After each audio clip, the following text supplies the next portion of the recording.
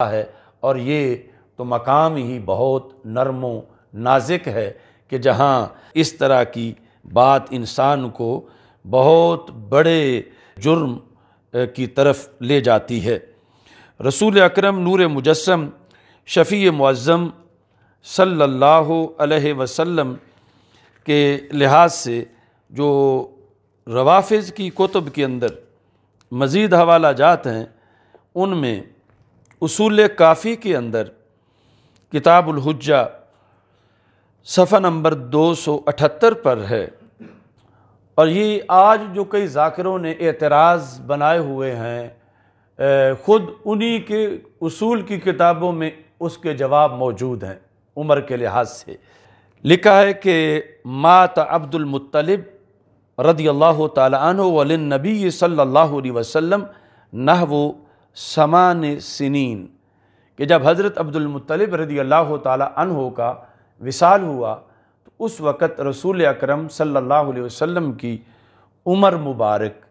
8 سال تھی، یعنی نبی اکرم صلی اللہ علیہ وسلم کے دادا جان کا جب وصال ہوا۔ وتزوج خدیجہ وہو ابن 27 سنہ، رسول پاک صلی اللہ علیہ وسلم کی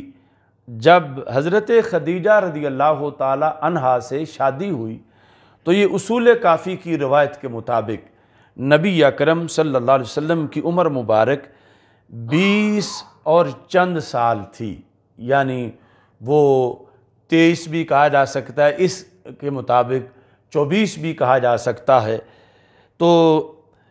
یعنی 20 کے اوپر 22-23 سال کی عمر تھی۔ فَوُلِدَ لَهُ مِنْهَا قبل مبعثہ علیہ السلام، رسول اکرم صلی اللہ علیہ وسلم کے اعلان نبوت سے پہلے حضرت خدیجہ رضی اللہ تعالی عنہا کے بطن مبارک سے رسول پاک صلی اللہ علیہ وسلم کی ایک بیٹی پیدا ہوئیں جن کا نام حضرت زینب رضی اللہ تعالی عنہا تھا، لیکن انہوں نے یہ لکھا کہ فَوُلِدَ لَهُ مِنْهَا قبل مبعثہ علیہ السلام القاسم، سب سے پہلے کہ حضرت قاسم جو ہیں وہ اعلان نبوت سے پہلے پیدا ہوئے رسول اکرم صلی اللہ علیہ وسلم کے صاحبزادے، ورقیہ وزینب وام کلثوم، یہ تینوں صاحبزادیاں رسول اکرم صلی اللہ علیہ وسلم کے اعلان نبوت سے پہلے ان کی ولادت ہوئی حضرت سیدہ خدیجہ رضی اللہ تعالی عنہا کے شکم اطہر سے۔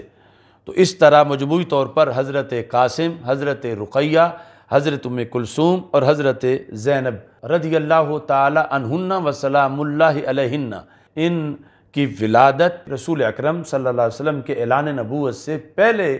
ہوئی شکم حضرت خدیجہ رضی اللہ تعالی عنہا سے۔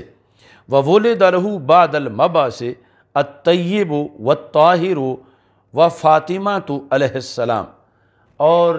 نبی اکرم صلی اللہ علیہ وسلم کے اعلان نبوت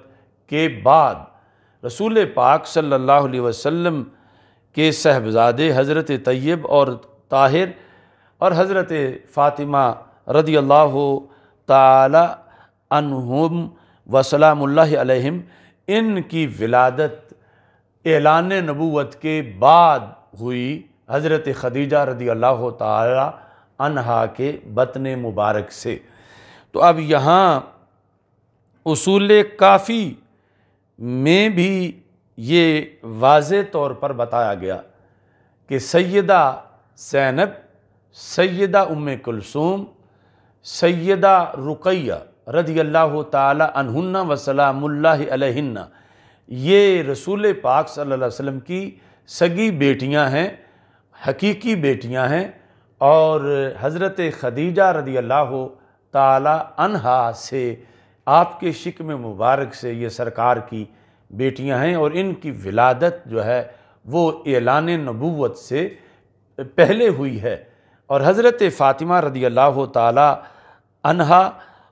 کی ولادت اور حضرت طیب اور حضرت طاہر کی ولادت اعلان نبوت کے بعد ہوئی ہے۔ اب یعنی کچھ ان کے ذاکر وہ رسول پاک صلی اللہ علیہ وسلم کہ اعلان نبوت سے بعد کے جو سال ہیں ان کو شمار کر کے اور پھر کہتے ہیں دیکھو اب اتنے سالوں میں اتنی بیٹیاں کس طرح پیدا ہو سکتی ہیں، اور پھر وہ ان کی عمر اتنی کس طرح ہو سکتی ہے کہ ان کی پھر آگے شادیاں ہوں۔ تو یعنی جو اصل صورتحال ہے اس سے لوگوں کی توجہ جان بوجھ کے ہٹاتے ہیں، جبکہ وہ خود اگر اپنی کتابیں ہی پڑھ لیں تو ان کے اندر بھی یہ ساری تفصیل موجود ہے۔ بالخصوص یعنی اصول کافی ان کی جو ابتدائی اور اصول میں اہم کتاب ہے اس کے اندر یہ تفصیل جو ہے وہ موجود ہے۔ نبی اکرم صلی اللہ علیہ وسلم کی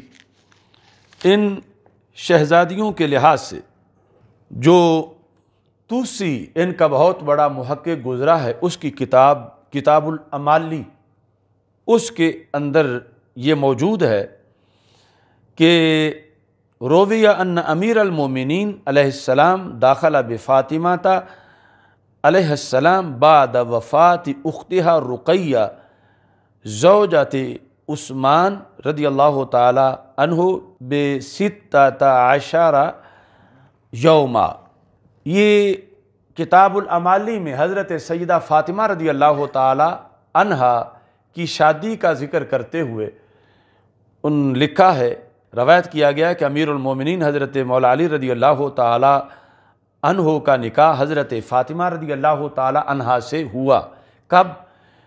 بعد وفات اختہا، حضرت فاطمہ رضی اللہ تعالی عنہا کی ہمشیرہ اختہا، ہا کا مرجع حضرت فاطمہ ہیں، حضرت فاطمہ رضی اللہ تعالی عنہا کی ہمشیرہ کون؟ رقیہ زوجات عثمان، یعنی حضرت عثمان غنی رضی اللہ تعالی عنہ کی زوجہ محترمہ حضرت رقیہ رضی اللہ تعالی عنہا جو حضرت فاطمہ رضی اللہ تعالی عنہا کی ہمشیرہ ہیں، تو حضرت رقیہ کی وفات کے 16 دن بعد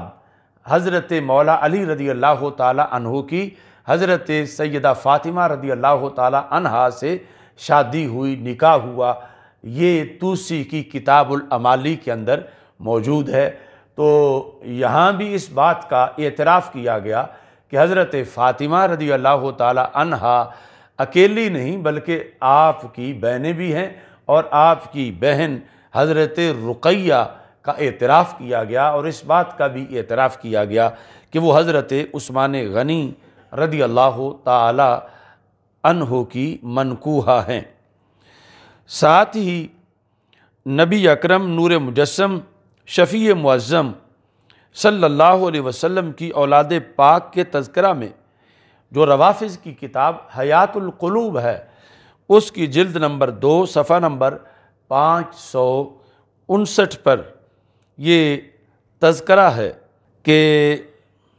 از برائے حضرت رسول خدا صلی اللہ علیہ وسلم، یہ فارسی میں ہے، از برائے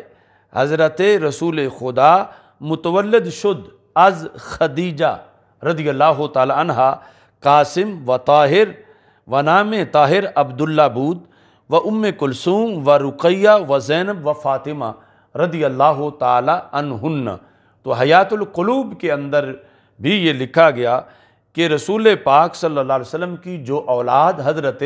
خدیجہ رضی اللہ تعالی عنہا سے تھی وہ کون کون ہیں؟ وہ حضرت قاسم ہیں، حضرت طاہر ہیں، وہی حضرت طاہر جن کو عبداللہ بھی کہا جاتا ہے، اور حضرت ام کلثوم، حضرت رقیہ، حضرت زینب، حضرت فاطمہ رضی اللہ تعالی عنہن،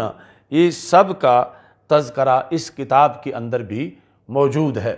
یعنی اب یہ علیحدہ بات ہے کہ ان کی یہ جو کتابیں ہیں ان کی روایات کی فنی حیثیت کیا ہے، چونکہ ہم ذمہ دار ہیں اپنی جو ہماری جو کتابیں ہیں ان کے اندر جو روایات ہیں ان اسناد کو صحیح ثابت کرنے کے، اور یہ تو ان کا یعنی اپنا سارا سلسلہ ہے کہ جس کو وہ قطعی مانتے ہیں۔ یعنی ہمارے نزدیک تو یہ کتابیں معتبر نہیں، لیکن ہم جن سے بات کر رہے ہیں، انکار ہے 3 صاحبزادیوں کا جن کی طرف سے، ان کو آئینہ انہی کے گھر سے دکھا رہے ہیں کہ کہ جن کتابوں کو تم معتبر سمجھتے ہو اور وہ تمہارے اصول کی کتابیں ہیں، چھوٹے موٹے رسالے نہیں ہیں، ان کتابوں کے اندر یہ حقیقت باقاعدہ مانی گئی ہے کہ رسول اکرم صلی اللہ علیہ وسلم کی 4 شہزادیاں ہیں۔ اب صرف حضرت عثمان غنی رضی اللہ تعالی عنہ سے بغض کی بنیاد پر اور آپ کے لقب ذی النورین کے انکار کے لیے کہ جو اللہ کی دین اور عطا ہے کہ تاریخ انسانیت میں وہ صرف حضرت عثمان غنی رضی اللہ تعالی عنہ کا ہی مرتبہ و مقام ہے کہ ایک ہی پیغمبر اور وہ بھی خاتم النبیین حضرت محمد مصطفیٰ صلی اللہ علیہ وسلم، ان کی 2 شہزادیاں یکے بعد دیگرے آپ کے عقد نکاح میں آئیں اور آپ ذی النورین کہلائے۔ اب یہ اس ذی النورین کے شرف کی نفی اور حضرت عثمان غنی رضی اللہ تعالی عنہ کے داماد رسول علیہ السلام ہونے اور دور داماد ہونے کی نفی کے لیے سرے سے سرکار کی شہزادیوں کی نفی کر رہے ہیں، تو اس سے یعنی حضرت عثمان غنی رضی اللہ تعالی عنہ کی شان میں فرق نہیں آئے گا ان کی نفی کرنے سے، کیونکہ یہ تو سرکار نے فرمایا جب دوسری صاحبزادی کا وصال ہوا کہ اگر میری 40 بیٹیاں بھی ہوتیں تو میں یکے بعد دیگرے عثمان غنی سے ان کا نکاح کر دیتا، مگر یہ کوفت ہے خود رسول پاک صلی اللہ علیہ وسلم کے لحاظ سے کہ جن کی نسل پاک جو ہے، آل پاک جو ہے، اس پر یہ کتنا بڑا حملہ کیا جا رہا ہے۔ فضائل ماننا تو درکنار، ان کا وجود ہی نہیں مانا جا رہا اور ان کے وجود کی نفی پر شور مچایا جا رہا ہے، اور معاذ اللہ کتابیں لکھی جا رہی ہیں اور آج مناظرے کیے جا رہے ہیں ان کی طرف سے، اور نبی اکرم نور مجسم شفیع معظم صلی اللہ علیہ وسلم نے بار بار مختلف احکام جو ہیں وہ اپنی شہزادیوں کے لحاظ سے وہ بیان کیے ہیں، اور ان کے پورے کے پورے ابواب موجود ہیں کتب حدیث میں۔ اصول کافی باب مولد النبی صلی اللہ علیہ وسلم و وفاتہ، اس کے صفحہ نمبر 238 پر موجود ہے وَتَزَوَّجَ خَدِیجَةَ وَهُوَ ابن بِضْعٍ وَعِشْرِینَ سَنَةً، کہ نبی اکرم صلی اللہ علیہ وسلم کی شادی جب ہوئی حضرت خدیجہ رضی اللہ تعالی عنہا سے تو آپ کی 22-23 سال عمر تھی۔ فَوَلِدَ لَهُ مِنْهَا قَبْلَ مَبْعَثِهِ علیہ السلام القاسم و رقیہ و زینب و ام کلثوم وولد له بعد المبعث الطیب والطاہر و فاطمہ علیہ السلام۔ جس طرح پہلے بھی اس سے ملتا جلتا حوالہ جو ہے وہ اصول کافی سے پیش کیا جا چکا ہے۔ اب میں اس گفتگو کو، چونکہ حوالے تو اس پر بہت زیادہ ہیں،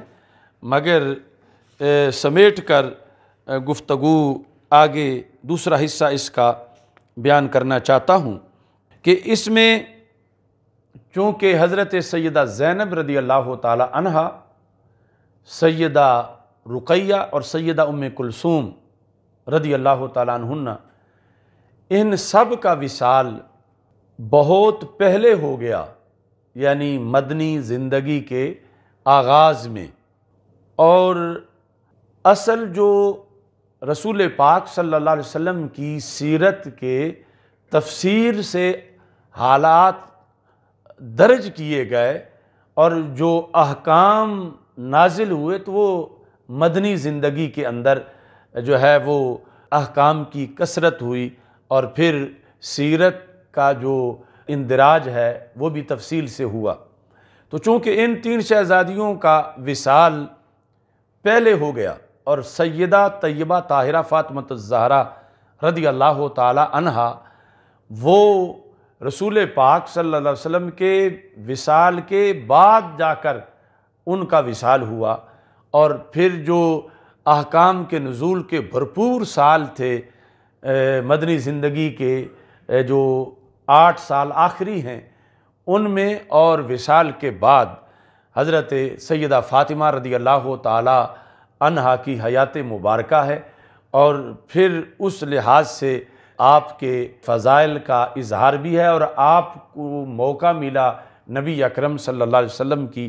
تعلیمات کو اجاگر کرنے کے لحاظ سے بھی، اور اس میں بلا شک و شبہ